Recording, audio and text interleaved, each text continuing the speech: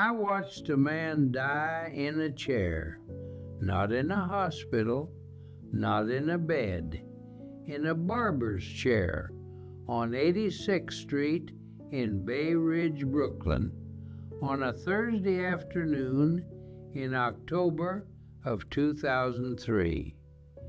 His name was Harold Jansen, 67 years old, retired 8 days earlier after 41 years with the same accounting firm. 8 days. He sat down for a haircut, had a massive heart attack, and that was it. Harold Jansen's retirement lasted a week and a day. I wasn't there when it happened. I heard about it from Tony, the barber, who was shaking when he told me. But I'd been in Harold's life for 30 years.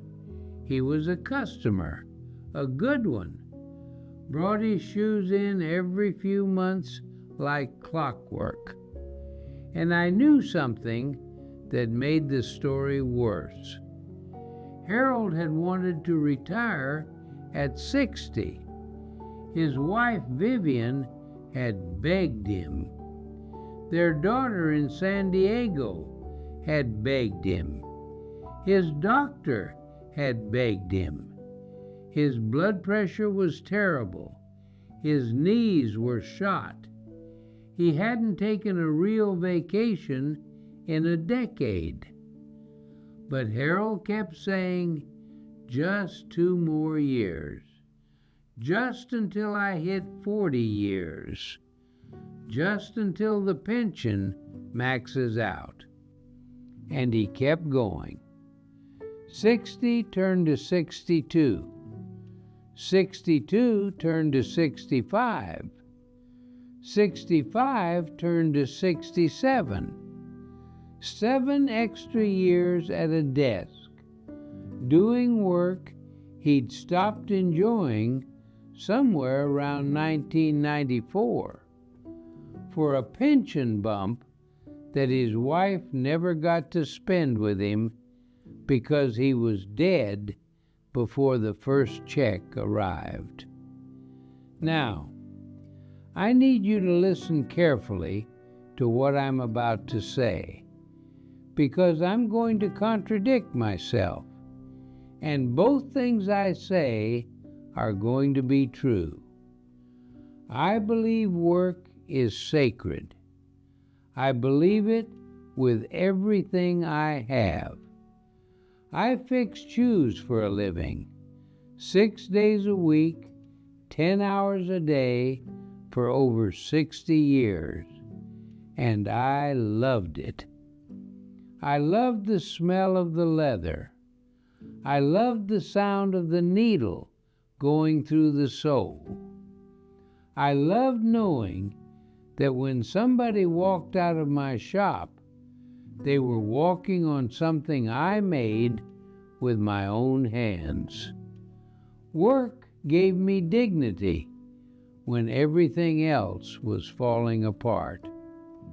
It gave me a reason to get up in the morning during years when getting up was the hardest thing I did.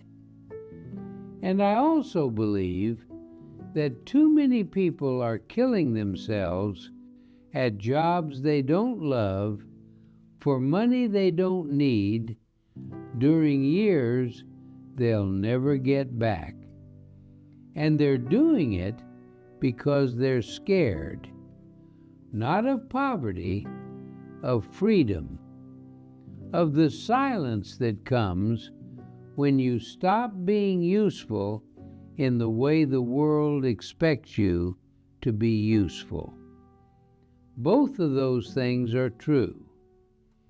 And if you're over 60 and still working, you need to figure out which truth applies to you, because the answer changes everything. Let me tell you about 2 men, 2 customers, same decade, same neighborhood, completely different stories. The first was a man named Sal Giordano. Yes, another Sal. There were about 40 of us in Bay Ridge alone. Sal Giordano was a plumber, owned his own business, Giordano and Sons, though the Sons part was aspirational because his boys wanted nothing to do with plumbing.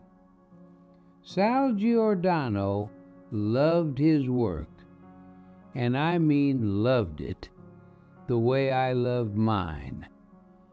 He'd come into my shop with pipe grease still under his fingernails and talk about a job the way a painter talks about a canvas.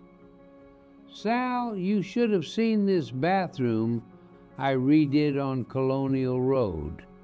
Marble tile, copper fixtures, the works. He was an artist with pipes. And when people started telling him to retire, he was 63, 64, he said, "Retire to what? I'm already doing what I do for free."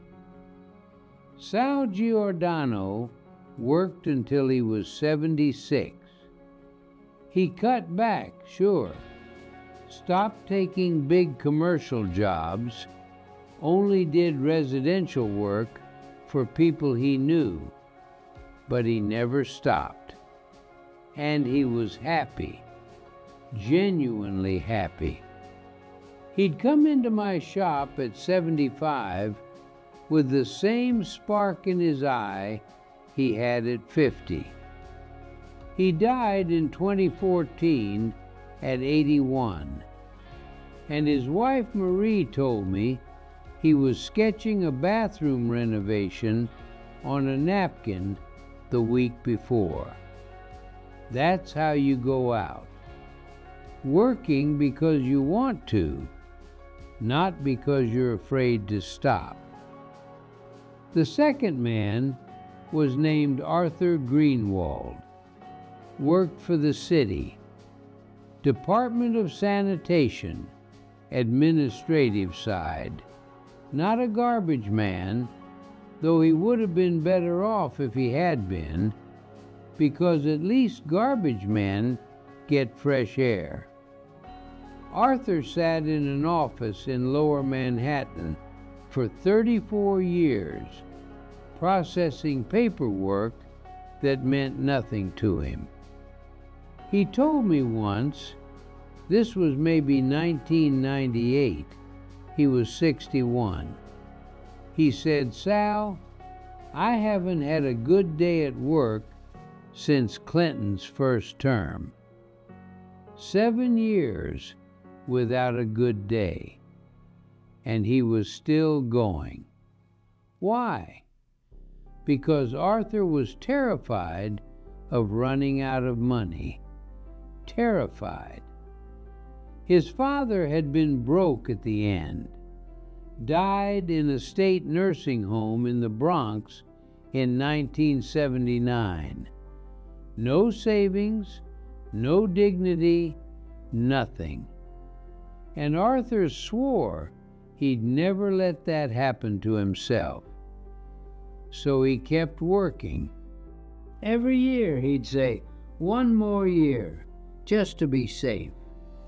And every year, safe got a little further away, because fear doesn't have a finish line.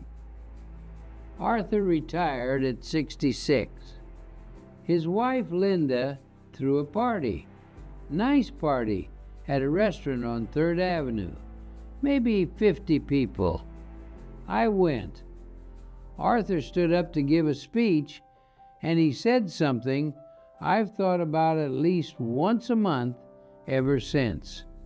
He said, "I spent 34 years working toward this moment, and I just realized I wasted at least 5 of them. 5 years That's what Arthur calculated when he finally sat down and looked at his finances honestly. He could have retired at 61, the year he told me he hadn't had a good day since Clinton. He had enough. The pension, the savings, Social Security at 62, he had enough. But fear kept him at that desk for 5 extra years.